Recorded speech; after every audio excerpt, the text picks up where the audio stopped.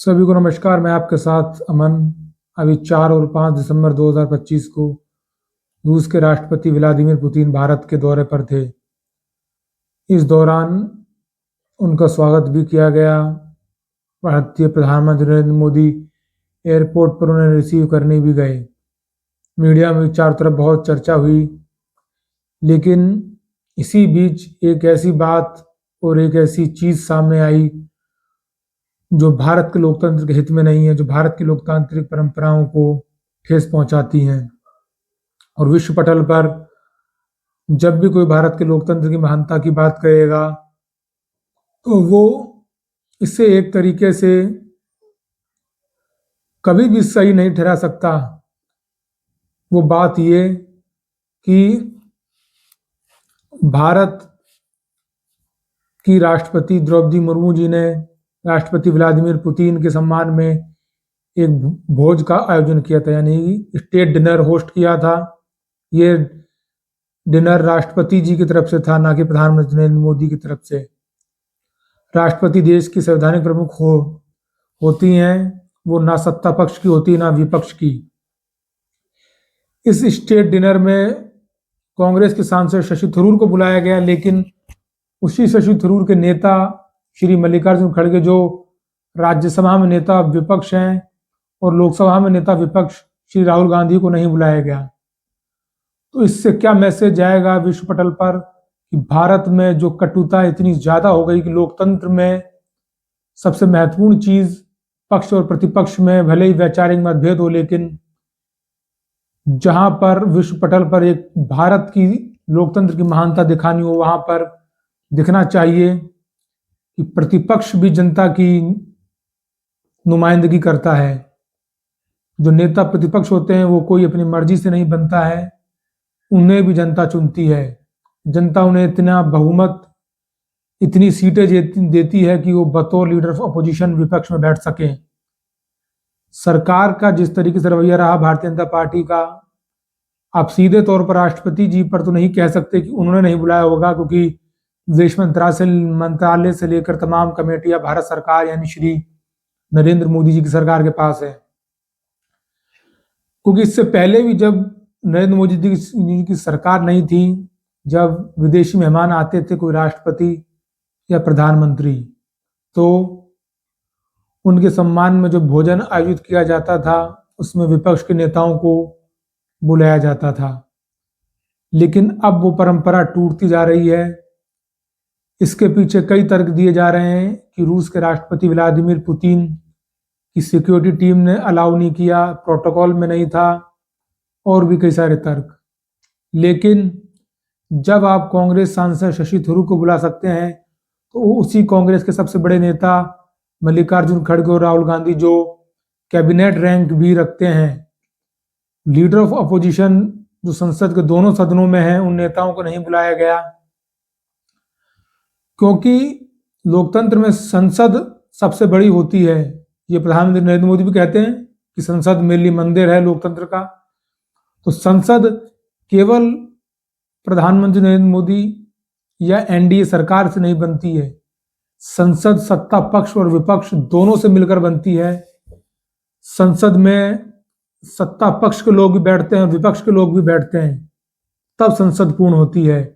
तो क्या ये संसद का अपमान नहीं है कि नेता प्रतिपक्ष को नहीं बुलाया गया?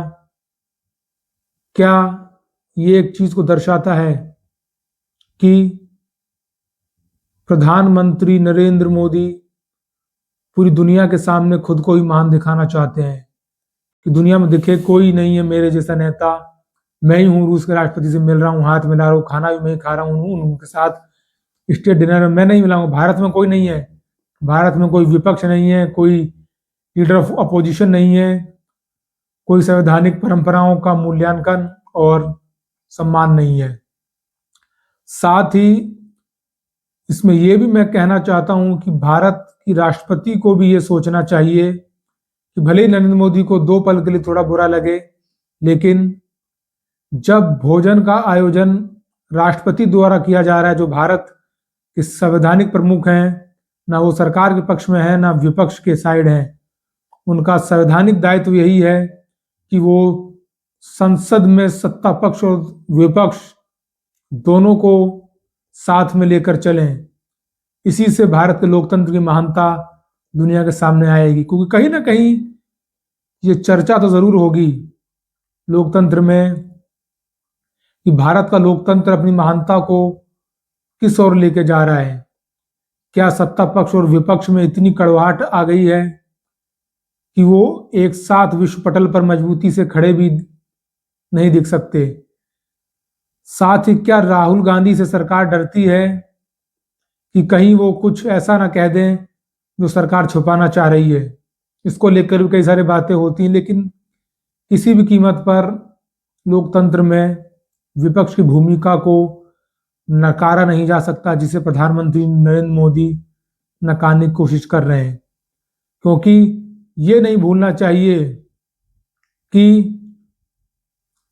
अगर आप फॉर एग्जाम्पल भी लें कि 100 लोग हैं, 100 में से अगर 51 लोगों को जनता, मतलब 51 लोग नरेंद्र मोदी के पक्ष में है, यानी सत्ता के पक्ष में है, तो 49 लोग जो विपक्ष में हैं उनका कोई मूल्य नहीं है। लोकतंत्र इसी का नाम है कि एक एक व्यक्ति का महत्व होता है, एक एक व्यक्ति की चीख पुकार का महत्व होता है। लोकतंत्र वो नहीं कि आपके पास बहुमत आ गया सरकार बनाने लायक, आप सर्वोपरि हो गए। विपक्ष का महत्व उतना ही है जितना सत्ता पक्ष का है, क्योंकि विपक्ष को भी कोई पाकिस्तान की जनता नहीं चुनती है, भारत की जनता ही चुनती है और कहती है आप जाइए और सरकार को निरंकुश होने से रोकिए और हमारे मुद्दों को जो सरकार नहीं सुनती है उन्हें उठाइए तेजी से। लेकिन भारत में ऐसा बिल्कुल भी होता हुआ नजर नहीं आ रहा है। तो इससे ये स्पष्ट होता है कि सरकार, प्रधानमंत्री नरेंद्र मोदी विपक्ष के साथ तालमेल बना के नहीं चलना चाहते हैं, और इससे कोई महानता नहीं सिद्ध होगी ना नरेंद्र मोदी जी की, ना भारतीय लोकतंत्र की, बल्कि प्रधानमंत्री नरेंद्र मोदी जो विपक्ष को नीचा दिखाने की कोशिश कर रहे हैं, इस माध्यम से कहीं ना कहीं वो एक तरीके से भारत के लोकतंत्र की अवमानना कर रहे हैं, भारत के लोकतंत्र का अपमान कर रहे हैं, भारत के लोकतंत्र को कमजोर करने की एक तरीके से कोशिश है। मैं यही कहूंगा कि लोकतंत्र में वाद विवाद होना चाहिए, विचार व्यक्त होने चाहिए। सरकार कह रही है कि जनता के हित में ये पॉलिसी अच्छी है, विपक्ष कह रहा है नहीं इसमें ये संशोधन होगा तो जनता के लिए अच्छी है। संवाद होना चाहिए, लेकिन शत्रुता नहीं होनी चाहिए। जनता के हित पर संघर्ष होना चाहिए, सौहार्द होना चाहिए, ना कि आपसी गृहयुद्ध। इस विषय में आपके क्या विचार हैं मुझे कमेंट्स में जरूर बताइएगा। इसी के साथ इस बातचीत में इतना ही। जय हिंद, जय भारत।